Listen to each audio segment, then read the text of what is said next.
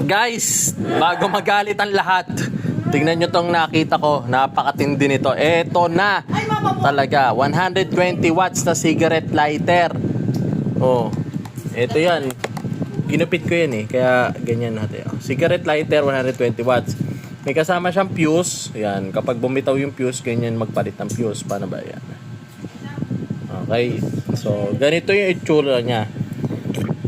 Di ba isang cigarette lighter, sasaksak mo, may lalabas na dito na isa, dalawa, tatlo, apat. Oh, apat na yan. So, ang apat na yan, ang katumbas niyan ay 90 watts daw. Sabi dito 90 watts. So, total yan, 90 watts nito, tatlo, apat. Tapos meron pa siyang ganitong dalawang USB at isang PD. Yan, o Type C. So, itong orange na to, sabi dito ay pwede 5 volts, 3 amperes yung output niya, 9 volts, 2.8. Baka mali yung typing niya. 2 amperes, 12 volts, tapos 1.5A. Total nito, 18 watts ang maximum nitong orange. Yung green naman ay 5 volts, 2.4A or 12 watts ang maximum output niya.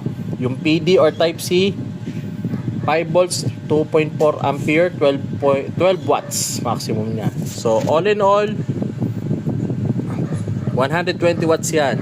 Pwede yan, 12 volts to 24 volts. So, 24 volts madalas na mga unit yan, mga truck yan. 12 volts mga sasakyan yan, mga normal na sasakyan. Toyota, kahit anong mga brand. Toyota, Mitsubishi, gano'n. Sa Toyota ko ito ikakabit.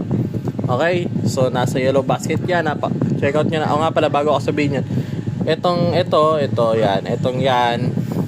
Ito.